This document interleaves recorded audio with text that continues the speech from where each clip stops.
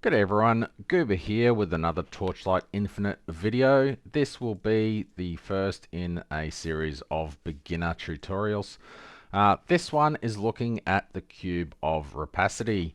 This is a previous season mechanic which has been retained in the game. You can have a little bit of lore about the Avarice code there if you like.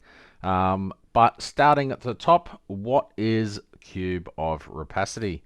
Now, the main aspect of the cube is the slates. The slate system is in your talents down the bottom, statue of the new gods. This is unlocked through the main story quests, and it has a basic layout. Now, this is an end game setup for. This is generally the end game setup that you'll get with most builds, being one pedigree of the gods with a pedigree that is suitable for your class. This one is from my Boom Moto, but Peaceful Realm is quite expensive, which is gains one order for every 3 seconds, increased order effect. You would either have that or the Chaos version. And then you have a when sparks set the prairie ablaze, which copies the last talent on the 4 adjacent tiers, which in the end, gives additional damage to for every point of order. So that is the end game. The early game, you would just get normal slates, which have 2 standard affixes, and then you have to craft on the rest. When you craft on the rest, you can no longer trade the item. How do you get normal slates? You can get them one of 2 ways.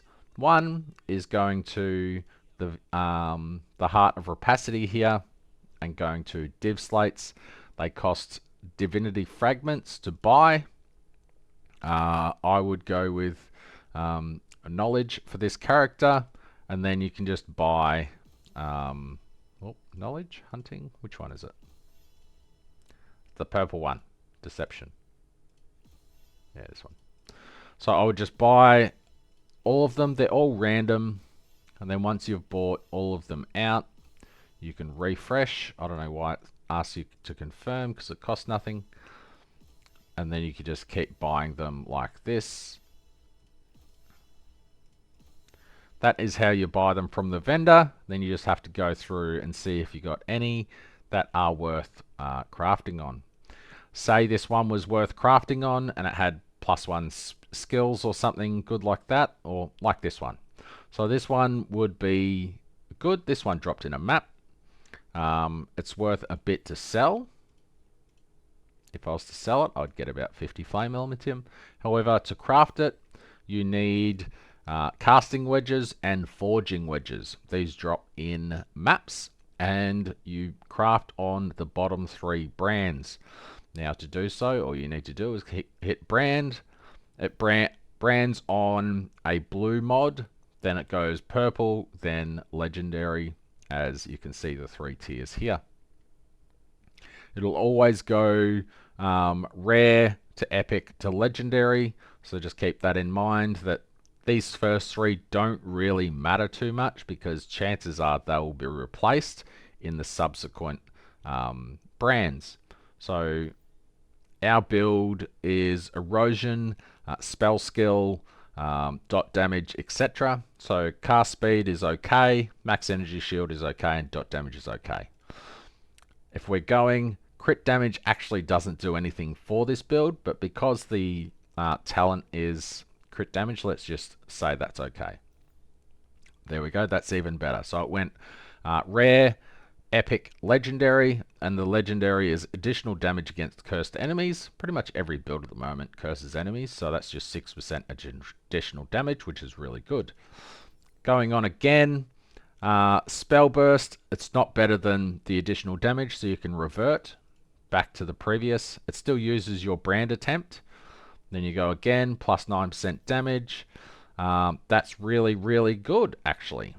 That's what I was getting on the Last God tiers, so that would be really nice if it was on a better divinity.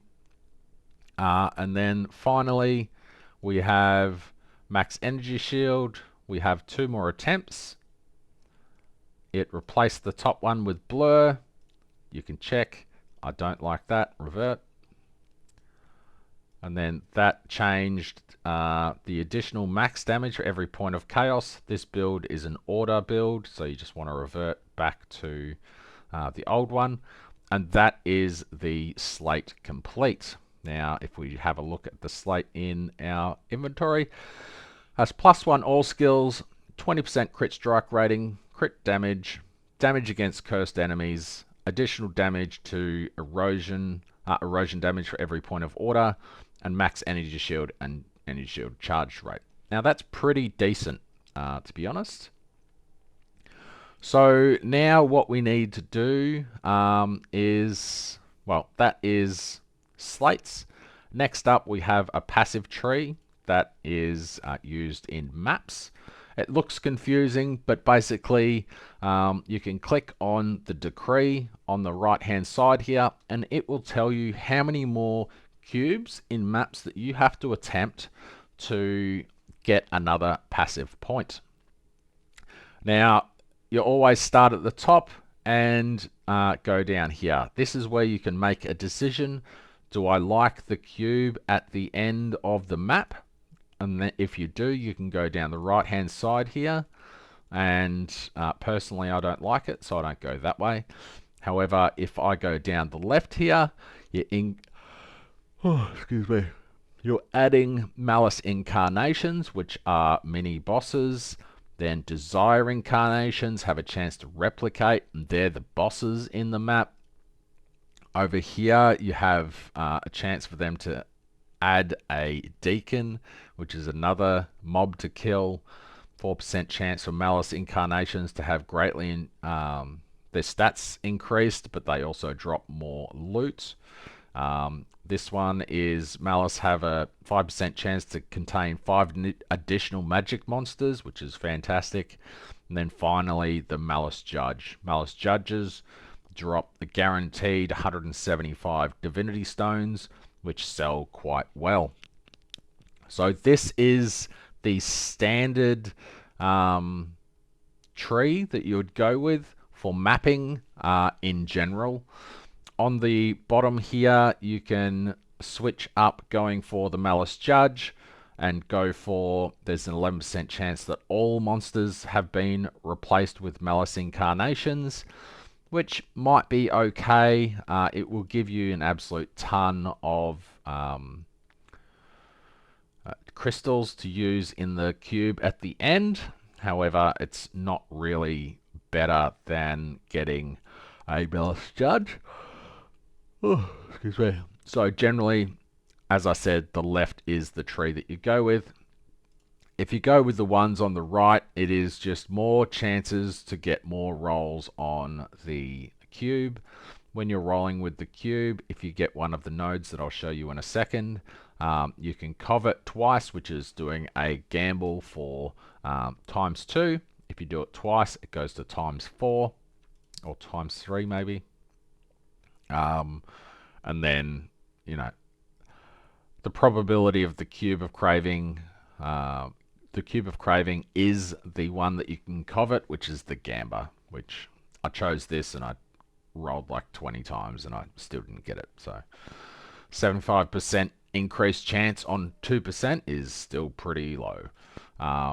Anyway, that is the talent tree. As I said, left-hand side is generally pretty good because you can get Malice Judges, you can get Malice Executors, which are considered bosses in the game, and they can drop really, really, really good loot. So that's the tree. In the maps, in the trait deck, we have the Cube of Rapacity down here, and this is a staple for pretty much all of my farming strategies. because the loot that it drops is so consistent and so excellent. So the first two nodes in every tree are chance for the League mechanic to spawn. However, this one also has a 17% chance that Malice Incarnations are in the stage. Or not are in the stage, but plus 17% more of them. Going on, 29% additional drop quantity for Malice Incarnations. 60% chance for one additional Desire Incarnation. Desire Incarnation are the bosses.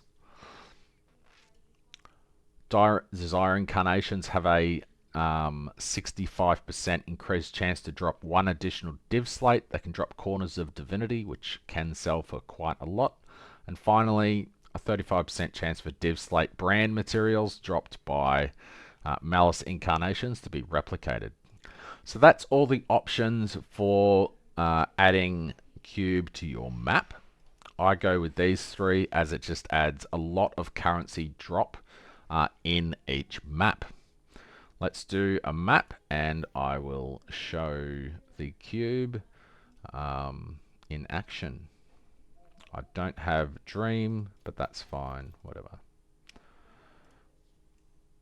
Yes, I don't have the survivability because I'm a Yuga. So in the map, all of the enemies with the red dot are Cube of Rapacity enemies. Going through, you'll notice on the right hand side or just above, here are all the Desire Crystals that are dropping, and they affect the Cube of Rapacity at the end of the map. Hopefully we see a boss shortly.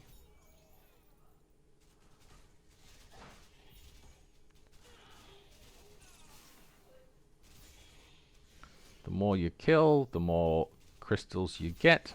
So if you like doing, there is one boss, dropped a bunch of div stones. It wasn't an executor though. There's another boss. That was just a Malice Incarnation. They drop div stones, they're quite good. So we didn't get an executor and we didn't get a deacon or a judge, but that's fine. So here is the Cube of Rapacity at the end. All you do is you covet away. This is the Cube of Craving, which is the ×2. A trick is if you get the Cube of Craving early, you can do the Greed, and if it succeeds, you can go back and use the rest of your Desire Crystals, or if it fails, you just leave at that point. If we get the covet, then I'll do it. However, this part is extremely slow, it is extremely boring, and there should be a covet all button. Believe it or not, this used to be slower. They increased that speed by a lot. Now this is all the loot that we get. My loot filter filters out all the garbage. So really we just ended up with a Corner of Divinity, which is worth exactly probably nothing. 40, probably not 40. That one's worth 1, and that one's worth 3. So 1 plus 3 is not 40. So that is the cube in maps. Now each league mechanic, almost each league mechanic, except for the latest league, for some reason that doesn't have a boss. So the Lawbreaker is the Cube of Rapacity, as you can see right there. Shattered Black Sail, City of Eterna, Cube of Rapacity. If you're wondering what the cube boss can drop, you just click up the top in the chest and it shows the tier 1, which is the normal, tier 2, which is the harder boss, and then tier 3, which is the uber boss. Now the main attractions here In the standard is stray fireflies. These go for quite a lot of currency, 600 each. Next up you have End of Divinity, which isn't too bad. It's 26. You can get a Desire Core Creation, which is needed for the second stage. And then in the second stage, the Devastation is required for the third. You need one of each for each stage. And then you have all the other drops that can come with. Fallen Starlights can be really, really good. However, most people don't really do just the first stage, because in the second stage, the Unifying Wedge can drop, which sells for about 300 or 400 each, which is really nice. And a few other drops. Again, the Sparks can drop, and then parts of a Unifying Wedge. So I am going to run all three just to showcase the boss. I know I can do it on my Boom. I don't know if I can do it on my Yuga. So let's just do it and see what happens. Now, most of these bosses have a lot of phases. However, depending on how much damage you do, you can just avoid all the stages by killing the boss. So we got a Fallen Starlight, 20 Forging Wedges, and a Unifying Wedge. A whole bunch of other stuff would have dropped. Oh, you've locked it. You've tried too many times and you've locked it. You need to give that back to Mummy and Mummy can unlock it. So a bunch of other stuff would have dropped. However, my loot filter filters out all the garbage. The total cost for that was a lot. So to buy the beacons, you can go to Item Collection, Beacon, and Desire Core. Desire Core Records, that 50 is, someone's just ripped themselves off. About 200. Desire Core Creation is another 200, and Devastation is another 200. So 600 Flame Elementium total cost. And what did we get? We got one Unifying Wedge worth 300. So minus 300 so far. And we got a Fallen Starlight that is not very good. So we lost about 300 Flame Elementium there. Yeah, none of that's good. But that's bossing. You don't always win. If I got a Stray Fireflies, we would have won. Anyway, that is everything to do with Cube of Rapacity. If you enjoyed this video, leave me a like and a subscribe, and I will do the same for Black Sail and the other League mechanics. Thanks for watching, and I'll see you next time.